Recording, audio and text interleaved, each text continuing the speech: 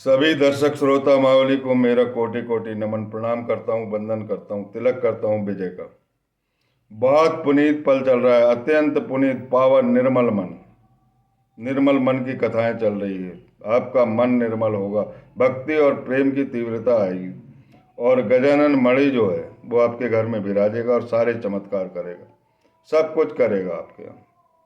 जितना भी कल्याणार्थ वो चिंता तुम्हारी करेगा उतना कोई नहीं करेगा। केवल प्राणपन से आप उनका ध्यान करिए, प्रेम करिए उनसे। हे बेटा बेटी, दो कथाएं सुने आपने। एक तो यादव राव गणेश सूबेदार, जिसको कपास के धंधे में बहुत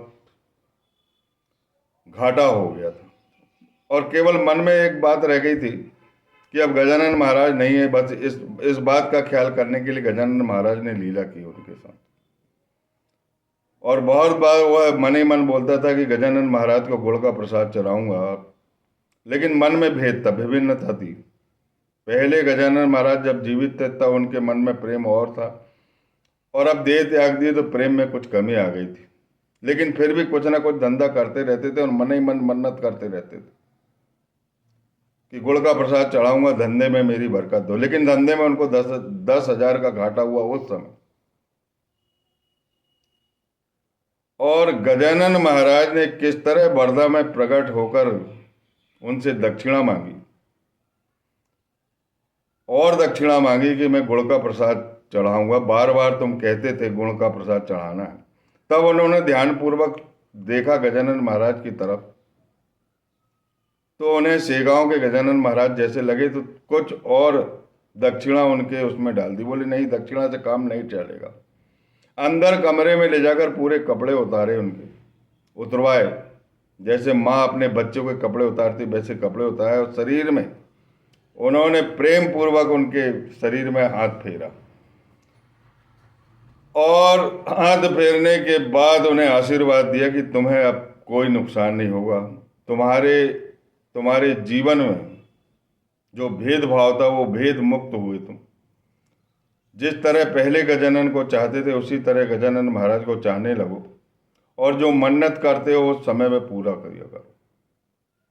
इस तरह आशीर्वाद देने के बाद वो अदृश्य हो गए, और वो उन्होंने वृतांत सुनाया वर्धा के मित्र आशीरकार को। और वो वृतांत सुनने के बाद दोनों ने देखे तो वो अंतर ध्यान हो गए, नहीं मिले गजानन महाराज। बड़े प्रभावित हुए। राजा राम कंवर का अपने जाने तेलहारे उनकी बदली हो गई थी, और श्याम का प्रसाद लेके नहीं जा रहे थे, वैसे ही जा रहे। बड़ा बाबू ने बोले कि नहीं, संकट की घड़ी है, कुछ मुहूर्त ठीक नहीं है, हर बार तुम प्रसाद लेके जाते थे, इस बार क्यों नहीं लेके जा रहे। पर वो किसी का कहना नहीं माने और गाड़ी से चल दी। और जो गाड़ी हमेशा तेलारे के रास्ते जाती थी, जिसे गाड़ीवान चलाता भी नहीं था, आराम से सोता रहता था, और बैल चले जाते थे, आ जाते थे, चले जाते थे।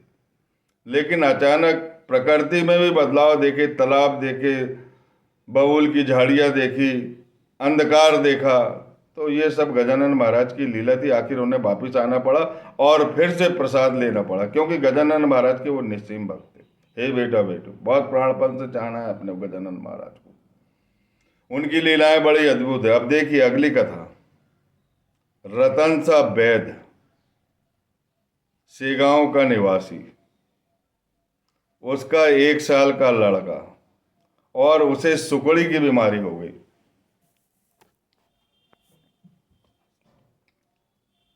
बहुत इलाज कराए, टोना टोटका मंत्र तंत्र सब कराए, वैद्यों से दिखवाया, स्वयं वैद्य थे। उसके बाद भी वह कंकाल तंत्र बन गया था, केवल हड्डियां दिखाई दे रही थी, कुछ नहीं।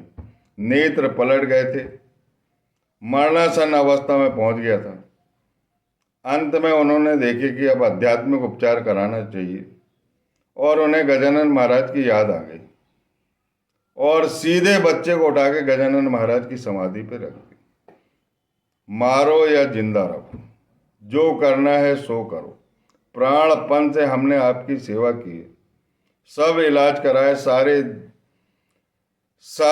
सारी कोशिशें कर ली हमने, लेकिन लड़का जो है बीमार इतना दुबला पतला क्षीण, खाना खाना बंद कर दिया, दूध पीना बंद कर दिया, केवल हड्डियां ही शेष रही, कुछ नहीं रहा। अब ये बच्चा जो है मरने ही वाला है और आप मरने वाले को जीवित करते हैं।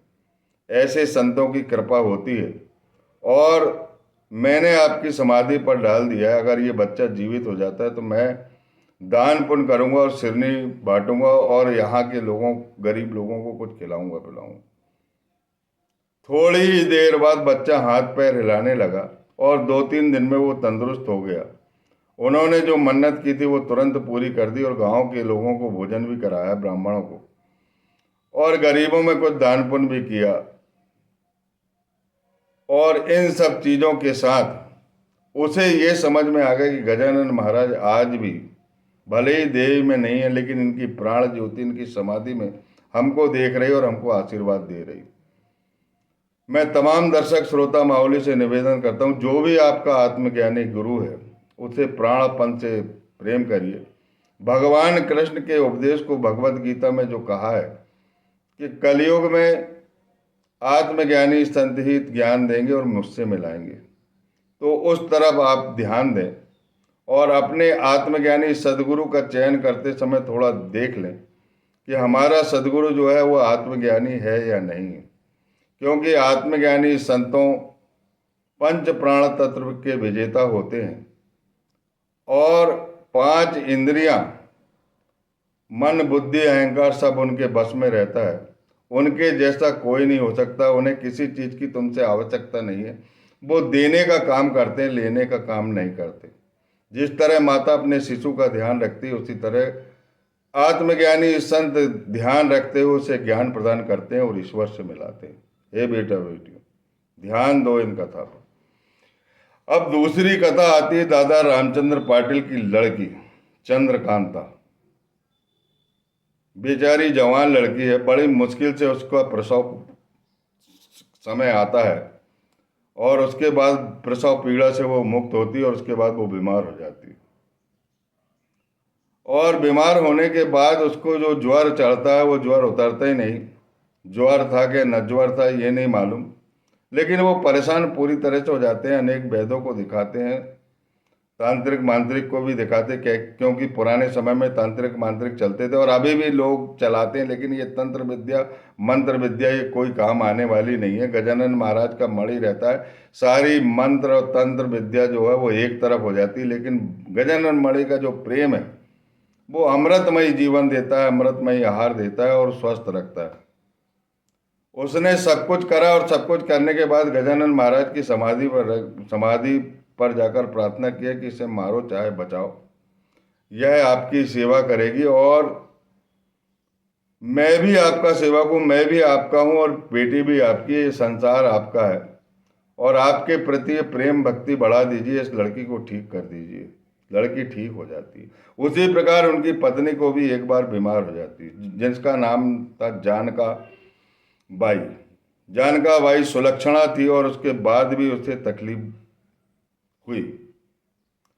पहले के जमाने में जादू टोना टोटका करते रहते थे, लोगों ने ऐसा बताते हैं कि कुछ कर दिया करके, तो वो यदि बुखार चढ़ता था तो बुखार ही में रहती थी, सोना चालू करी तो सोने ही करते रहती थी, खाना चालू करी तो खाने ही रहती थी, बोलना चालू करी तो बोलते ही रहती थी, हंसना चालू करी तो हंसते ही रहती थी और रोना चालू करी तो रोते ही रहती। परेशान हो गए दादा रामचंद्र पाटिल, लेकिन बड़े भाविक थे वो।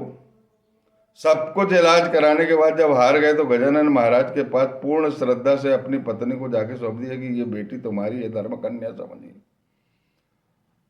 और अब मैं हार चुका हूं। लेकिन जहां पर हारा हुआ आदमी जाता है, संत हमेशा मदद करते हैं और आप जीवित रूप में विद्यमान है। अनेक कथाओं से मुझे पता लग गया है।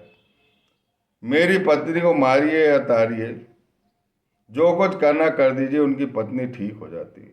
हे बेटा बेटी, जिस घर में भी व्याधि ने प्रवेश किया है वो व्याधि तो हट जाएगी, लेकिन भविष्य में कोई व्याधि नहीं आएगी, कोई संकट नहीं आएगा। संकटों की होली चलेगी, होली आने वाली। इन कथाओं को बहुत प्रेम से सुनो।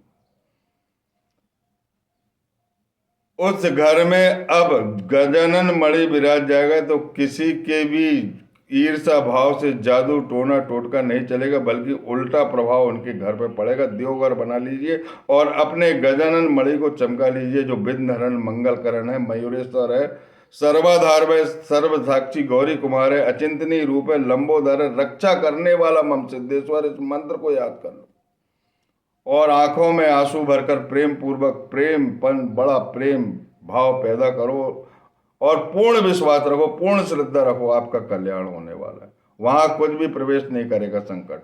अकाल मृत्यु आजीवन नहीं होती, ये मेरी गारंटी, मेरा भक्तिभाव बोलता है, कभी नहीं होगी। और कोई व्याधि जो गंभीर व्याधि होती वहां प्रवेश नहीं करेगी, चाहे कुछ भी हो जाए। जहां गजानन मणि रहेगा वहां सबका कल्याण होगा, सब खुश रहेंगे, सब प्रसन्न रहेगी। बच्चियों की शादी समय पर होगी, बच्चे की शादी समय पर होगी, रोजी रोटी मिलेगी, रोजगार मिलेगा और रोजगार में वृद्धि भी मिलेगी, कोई घाटा मुनाफा नहीं होगा और हमेशा लाभ ही लाभ होगा। बोलिए समर्थ गुरु गजानन महाराज की जय।